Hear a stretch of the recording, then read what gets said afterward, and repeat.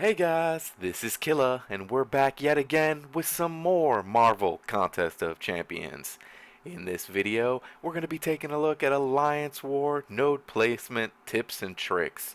You guys, this is a topic that has been requested for quite some time. It's probably, my most asked questions relate to Alliance War. There's one alliance in particular that has been using a lot of my videos. They've been a tremendous support. So again, thank you guys for your support. But they've been a tremendous help. They've been using some of my Alliance War videos as an onboarding process for some of their new members, just to get everybody up to date on what to do for Alliance War.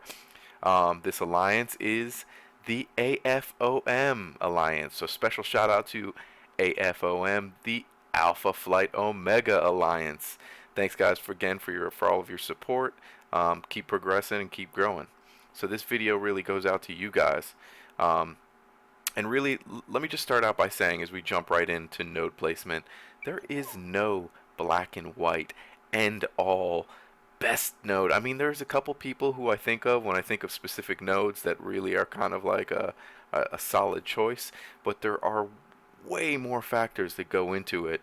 That really, it's not so black and white, and it's a learning process. Anybody who tells you that they're an Alliance War master and they absolutely know everything in Alliance War is full of it, because week to week I'm constantly learning new things.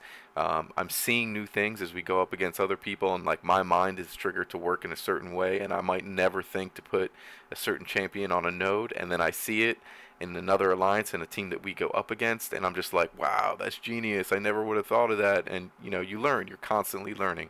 So that's really what you should take from it. So to get started with these general concepts, I just want to talk about of why there is no fit best champion for each node. Is that there's a lot of variances. So the first one is it really depends on the ranks of your champion. So what do I mean by that? Let's say, as we're taking a look, right here we have the Alliance War map. So the first node up the middle lane is node 2, and this is hypothetical. Let's say we had a Cap World War 2, and I said he is the best on node 2. He's the best on node 2, right? And inside the battle group, the best Cap World War 2 that you had was only a 330. But then you tell me that you have a 550 Spider Gwen, and even though we don't want to put her on her unblockable SP1 because it's the hardest one to avoid in the game, just kidding, of course. Even though she's at 550, she's going to be a tougher fight, compared to a 330 Cap World War II. So that's what I mean. There's so many factors, and that's really the first one. It really depends on the ranks of your champion. So you really need to consider the ranks in terms of what is the best placement for you guys specifically. Another one of these varying points is also, okay, so what offensive champs is your teammate bringing in? Are they a team that really puts an emphasis and a priority on Alliance War? Is that what they do? Or are they all about Alliance Quest? Or maybe they like to compete in events. Maybe they like to do arena. There's lots of different alliances, and there's lots of different priorities that each one of them has. So you never know what you're going up against. One tremendous, and I'll throw this tip out there, little knowledge. This is more of an advanced tip on Alliance War. What I'm seeing a lot of top tier, high prestige alliances do is they're on for tier 4 class catalysts 1 week for AQ. The next week is demotion week, so they don't get one that week. So in that week, they fight a lower map, and they bring in lesser champs, and they save their number 1 offensive tier to bring into Alliance War. With this happened, we got stomped 2 wars ago, guys, by a team that we could have beat. It should have been really close, but everybody brought their grade A number 1 attacking team to Alliance Quest, and they came. It was all Scarlet Witch, it was all Doctor Strange, it was all Thor. They were all beasts. They were ready to play. And let's face it, guys, if you've got a 550 Scarlet Witch, you should be clearing most of any of one of these paths in Alliance War. So it doesn't matter, and I'm not going to lie to you guys, I feel kind of stupid, but it doesn't matter how much time you waste on placement. Not that it's wasted, but in this case it was, because, even though my nodes were so optimized, right? They're so optimized, guess what?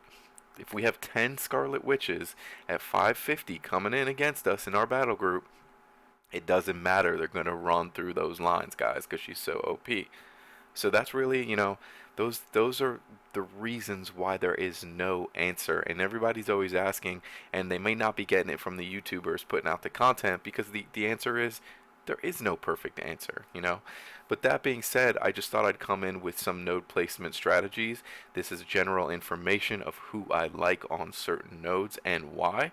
If you have them and they're ranked up and they're your highest ranked champions that you can bring in for defense, then by all means, bring them in.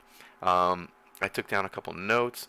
Really, the first class type of node that I wanted to talk about, and obviously there's several of them throughout the map, is the enhanced special 1. Has the unblockable special 1, and also starting with 1 bar on the power meter, so you're starting with 1 right off the jump. And for these nodes, I really like, obviously we all know it, my man Dorky Diggity Dave, shout out to Dave, hashtag MoFetti, throw it up if you like Dorky Diggity Dave down below in the comments. He's got a little tutorial on how to evade Spider-Man Special 1, and that goes the same for Cosmic Spidey as well. It is really hard to evade even when you know what to do, and chances are you can get caught even when it's not unblockable. So it's a beast, guys, and that always does well. Cosmic Spidey hits like a truck. He does well. A high-ranked Cyclops does really well. The thing I will say about Cyclops is that he is a Map 5 Alliance War mini-boss, and because of that, a lot of high-tier, if you're a high-tier Alliance, a lot of people have a lot of experience fighting Cyclops, so that's the one caveat. Of course, Yellow Jacket has one of the best SP1s in the game with his Power Sting. It can be tricky. It's really straightforward to really evade, and most people can get out of it. But there's a timing thing because it has a slight delay to it, and a lot of the times he'll catch you on the tail end. So instead of having like Power Sting level 3, you'll have like a Power Sting level 1 or level 2. And that can wreck you if you're going up against, like a 550 Yellow Jacket and they get that one sting.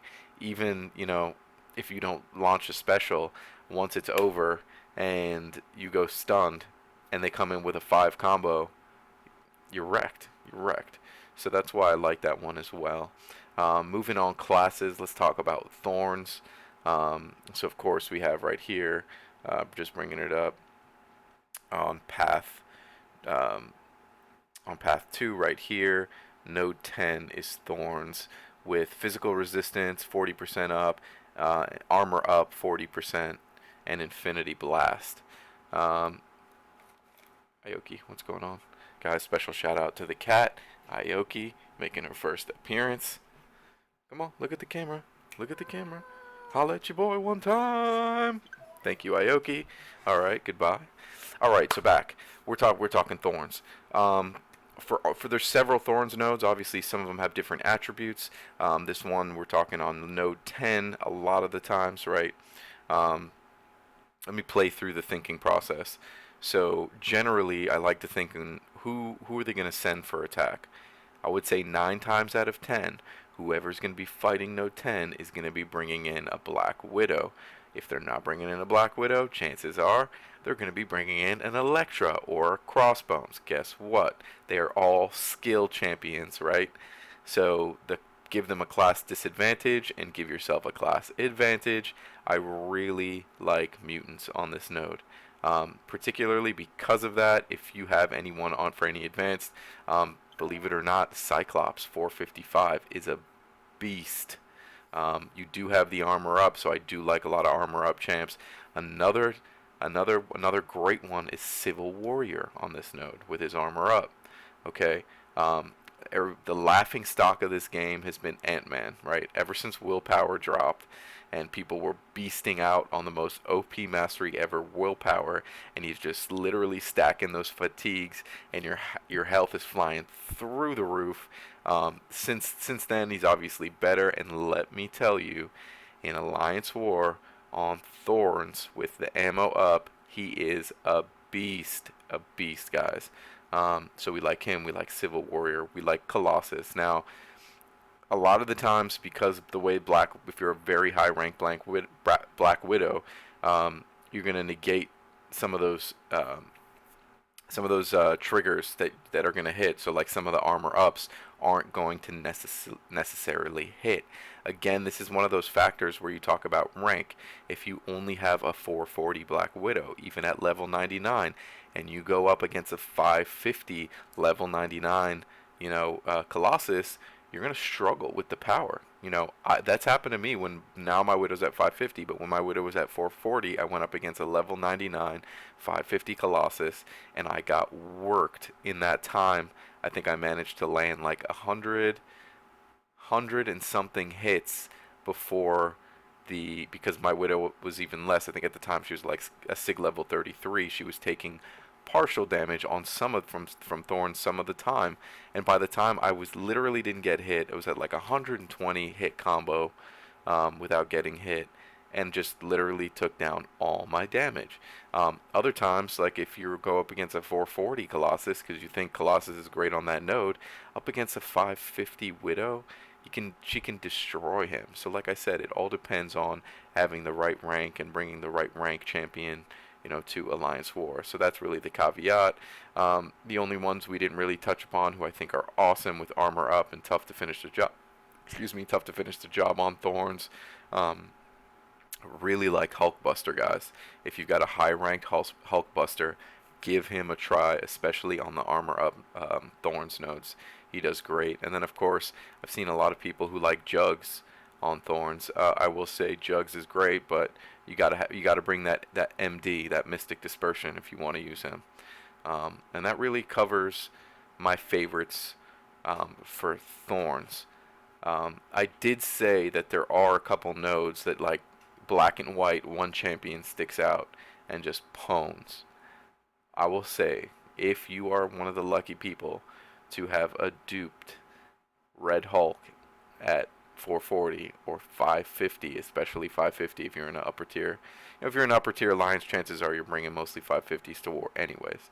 But Red Hulk on node 12, for those of you who already know it and have been trying to keep it a secret, Red Hulk on 12 is an absolute beast. Consistently gets the most kills I've seen to war, at least in the champs that I've seen people bring in from my battle group.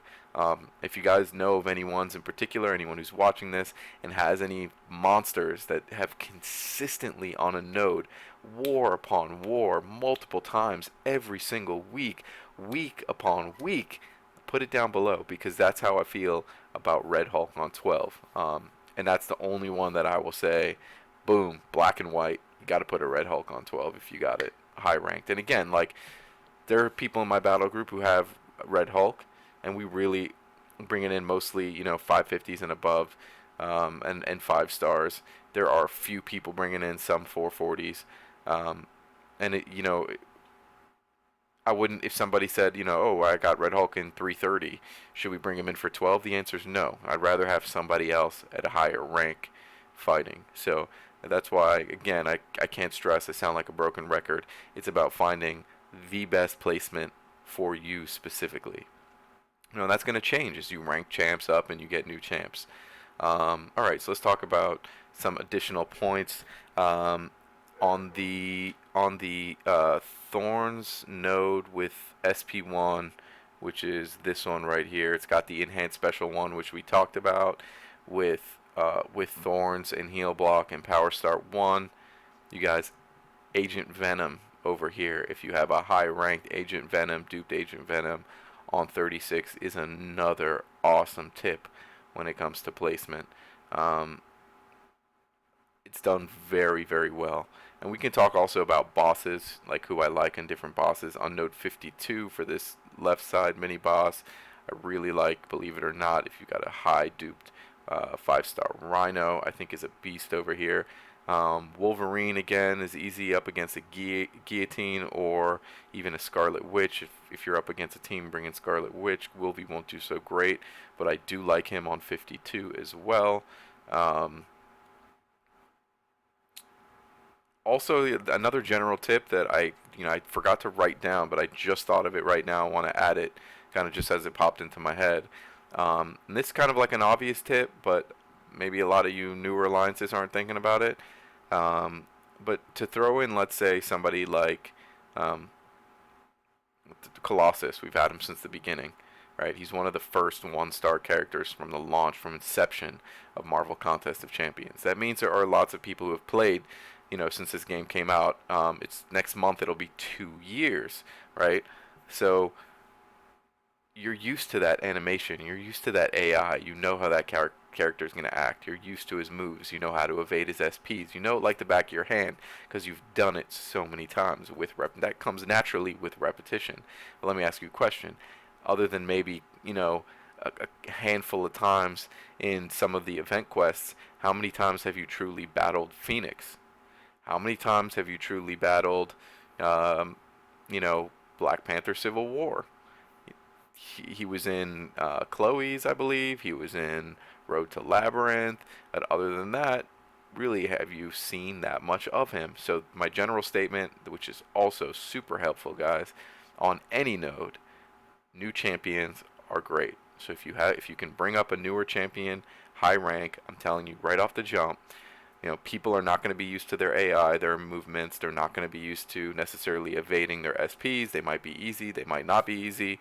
But if the person's not used to it, they're easy kills. One or two easy kills until they're used to it. Now, let's talk about the flip side of that. Let's talk about the flip side. What if you are actually on attack? And like I'll tell you, not the last war that finished, but the war before that, I was running this path right here, just highlighted in yellow. And I believe it was right here on node 34.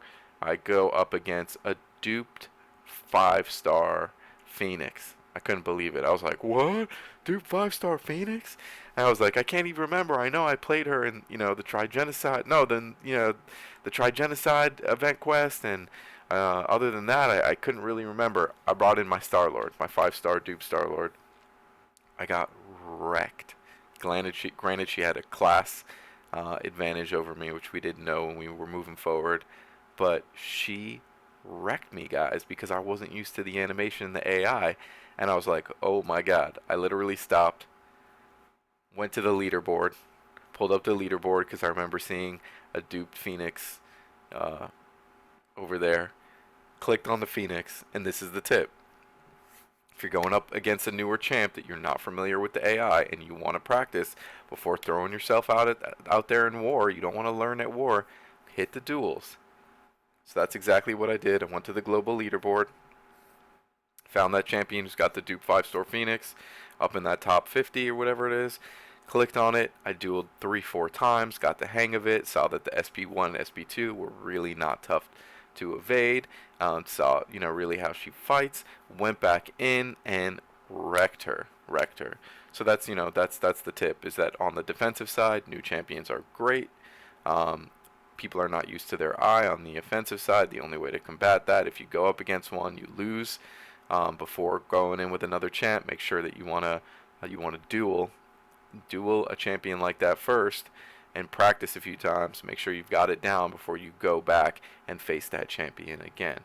Other than that, guys, like, we can talk a little bit about, a lot of people always say, oh, put an abomination here on node 4. And yeah, I used to actually say that myself, to be honest with you guys. I put it out there, and my mind might change again. This is just my opinion. However, if and like, for a while, sometimes I was running this path that's highlighted right here. Sometimes I was running this path on the right side. For a while I was running this path. It changes. We're trying out different things.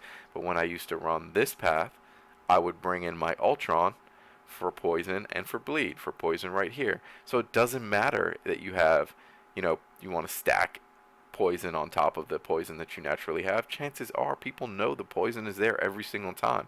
They're going to bring somebody with poison immunity, whether it's just poison immunity or advanced robotics. It is what it is. That's how it rolls. So, like, I think it's even smarter. You might try to catch somebody who just has, like, the bleed immunity, or throw a bleed champ in the mix. If somebody thinks that it's just gas, throw a bleed champ in the mix. Like, that's the kind of thinking that you need to really get to trick people and to stump people. Okay. The last tip I'm going to leave you guys with is, before you join in, okay, spectate. This is like a very simple, easy thing that you can do to get the edge. A lot of times, let's say I'm not the first one to go to Alliance War. We got like 4 or 5 of my teammates in. I'm busy, I'm recording a video, I'm driving in the car, whatever it is. I get out, they've been at it for an hour, 2 hours. Don't just join with your champs. Go in and look and see who they're bringing in. If you have somebody who busted out and you're going to be taking over their line, go look to see who they busted out on. You know, if it's a cosmic champ, don't bring in 3 tech champs, you know? So spectate before you jump in. Obviously, if you're the first person in your battle group jumping in, it ain't gonna work for you. But that's just an extra tip. Other than that, guys, like I said, there's no black and white spot. It really is. It comes down to what champs you have, what champs you have ranked, who you're going up against, how much they're willing to spend, what characters they're willing to sacrifice to bring in for Alliance War offense, and that's it. I hope I was helpful to give you ideas on who the top tier players are really bringing in on Enhanced Special 1, on Thorns, on that Outlast Optimus Plague Mine. I gave you the tip about Red Hulk and Agent Venom on 12 and 36. And that's it, guys. Thanks again for tuning in. We will catch you in the next video. But I do want to say, if you do have specific questions about Alliance War, for your alliance specifically, to my boys over at AFOM, hit me back with a screenshot. And you can hit me on Twitter. You can message me. Hit me with a screenshot of who you have and who you're bringing. And I can maybe help with some specific suggestions. Other than that, guys, it's been real. Thank you for tuning in. If you like my content and want to see more, make sure you hit that subscribe button. If you liked this video and you thought it was helpful, hit me up with the thumbs up. And of course, comment down below. You know I love the community aspect of YouTube, and if you leave me a comment, I will most definitely try to respond. Other than that, guys, we will see you in the next video.